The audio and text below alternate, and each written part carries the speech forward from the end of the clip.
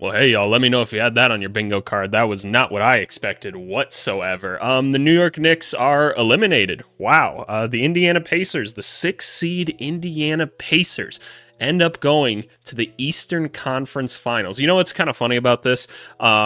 When we were talking about where Pascal Siakam could go earlier on in the season, we did like a video where we threw like Siakam on a bunch of different teams that we thought he might go to, and we were like, all right, what's the best case scenario for him to go to? And the team that went the furthest and actually went to the NBA Finals was the Indiana Pacers. And we are like, well, there you go, Pacers fans. If you guys end up with Pascal Siakam, you just keep finding a way to move on in the playoffs. And 2K foretold of the prophecy, apparently, and that's just what's happened here, man. But let's talk about the New York Knicks first. OG Anunoby got out there, and we are like, oh snap, OG Anunoby's playing, and then they tipped the ball off, and I was like, oh my god. I was like, is he okay? I was sitting next to my fiance watching the game. I was like, is he okay? Like, he is not okay. And they pulled him out, and he did not go back in. I don't know what trainer allowed that to happen. It probably wasn't the trainer. He probably said, I'm good to go.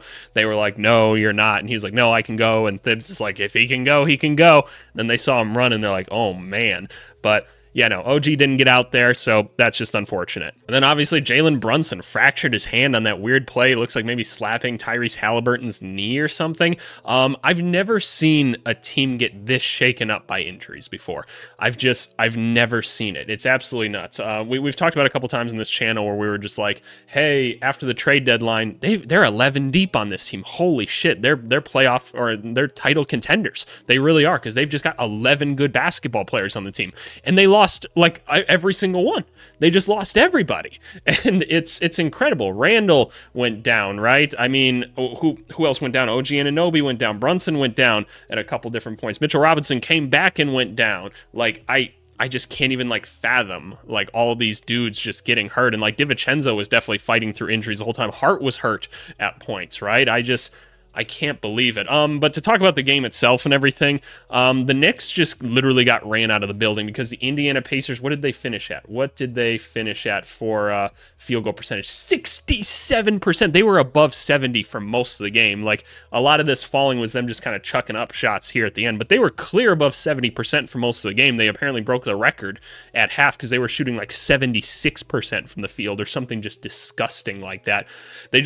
That's it. They're the number one offense in the NBA, and that's what happens sometimes. Much like the Timberwolves holding the Nuggets like 60 points in like that last game through most of the fourth quarter. Like, this is what happens sometimes on the other extreme end. But no, they were just putting constant pressure on them. I was pretty nervous going into the first quarter. I think it was Halliburton that just threw that, like, after the Knicks scored, just threw like an outlet pass like to half court. And Siakam was already on like a two-man fast break between him and Ben Shepherd. And they just had gotten a layup right away. I'm like, nope, they're running and the Knicks cannot keep up right now. There was just nothing they could do. It was just constant rim pressure attack. And then as soon as they got the ball back from the Knicks, it was just running downhill again. And they were out of steam. They could not keep up. They locked up on Brunson early enough in the game. They seemed to really figure it out by the end of this series. Like, hey, this is how we can put pressure on him. We're going to go over on these screens here. We're going to make sure we're getting hands on ball because he's going to be jittery. He's not just going to come off and attack. And so credit to the Indiana Pacers and Rick Carlisle for figuring out how they wanted to guard them. But man, like, Siakam like just wasn't missing for a while. Turner wasn't missing for a while. Like, Nembhard was dissecting them. It was just awesome. And TJ McConnell, man, there was one point he looked in the camera and he was just like, oh man, am I cooking right now? So just absolutely phenomenal. Shout out those guys. Isaiah Jackson's playing great defense for them off the bench. They're going to have a tough task ahead of them with the Boston Celtics. Sounds like Porzingis isn't going to be ready for at least like the first 2 games or something, but you guys will just have to be on the lookout for a video talking about that matchup and everything. I'll do a little pre-series analysis of them. But yeah, no, what does this mean for the New York Knicks, man? I don't know. Like, I'll do an ideal offseason for them tomorrow, I suppose, and whoever loses between Minnesota and Denver tonight, I'm recording these separately. It'll be in one video. You guys know that because you're watching the video, but I'll do them separately. I'll probably do that one on like a Wednesday or something, then try to space them out a little bit because I'll have a lot of videos to do with like the matchups in the Western Conference and Eastern Conference Finals videos as well. But man, I don't know what you do with this Knicks team at this point. Like, You try to bring most of them back because you do have a good team. They just have to be healthy, but that's a disappointing way to end the season, man. It just sucks, like, because you just don't know what you have completely when it's injuries. But anyway, let's move on to talking about Denver and Minnesota. I'll see you guys in a couple hours. What the hell just happened? What did I just watch? What kind of basketball game was that? Holy shit, the Minnesota Timberwolves are going to the Western Conference Finals. I don't have a hat anymore. I feel like my entire building is rocking right now. Like I said, I live in Minneapolis. This is crazy. What happened in this basketball game? I can't even process it. Let's start off with this. The Minnesota Timberwolves just pissed me off through this entire game. Like, they came out with like no offensive strategy whatsoever. Like, their defensive intensity was nowhere to be found. They did nothing to set Anthony Edwards up to score at all.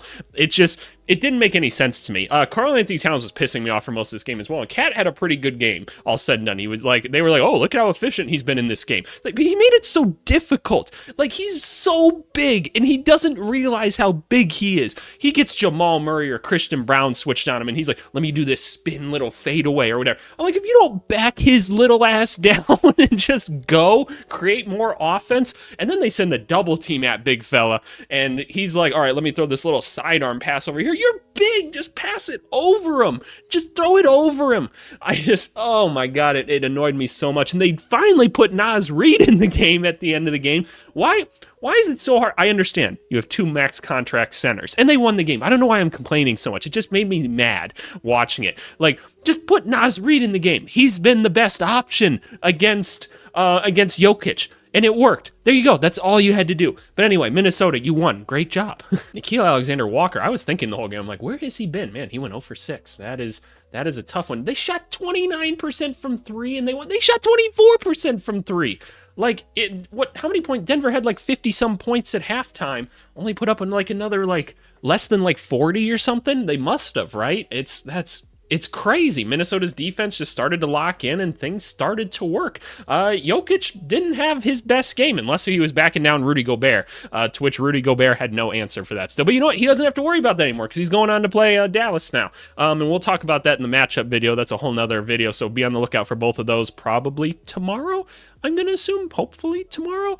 But anyway, Nuggets just couldn't quite get it going in this one. Jamal Murray never could quite get it going. Michael Porter Jr. just decided he can't hit jump shots anymore, which that's his like entire existence, so that's really unfortunate. Aaron Gordon waited around the paint. I don't know why they didn't just have Gobert like kind of just roaming the paint like that anyway, because that's the only place Aaron Gordon was going to kill you. But you know, it's whatever, right? I'm just like all out of sorts right now. I'm so out of sorts trying to figure out what just happened in that basketball game. Denver just like completely fell apart. They just completely fell apart, and the defense of Minnesota smothered them. I need to give all the credit in the world to Denver for how they guarded Ant in the first half, because I don't think Ant necessarily like played bad. It just like Denver was just really throwing him off. Like they were putting him in situations that he wasn't comfortable in defensively, where he was having to make these decisions with these double teams, and he just wasn't ready for it. Because like Ant doesn't do well with double teams unless he can split the defense. Like that's totally a thing for him. But I was just like confused. What happened in the second half, man? Like Denver just kind of lost like the Murray Jokic pick and roll. I didn't feel like it was happening quite as much or whatever. They seemed out of sorts, but man, absolutely nuts. I didn't think I was going to have to do a Denver Nuggets ideal offseason this week, but I guess I'll have to. I'm going to try to do that tomorrow. I think I'll have time to, because I don't have a ton to do otherwise. Yeah, no, so that should be fine. But like, just basketball-wise, there just wasn't a ton of strategy that Minnesota even employed in this game, and they won. Are the Minnesota Timberwolves going to go to the NBA Finals? That is entirely plausible right now. That's insane. That is absolutely insane. But man, like shout out Jokic and shout out Murray. Thought they had really nice series. Aaron Gordon, phenomenal. KCP was great this whole time. It's just the scoring fell apart. Christian Brown actually had a really nice defensive game and had some really timely moments, but just wasn't enough at the end of the day. It just wasn't enough. Shout out Minnesota Timberwolves. You guys enjoy this. I know how much the fans of this city love them and everything, but man, that's it for tonight, y'all. I got to go process this. We'll see y'all later. Bye.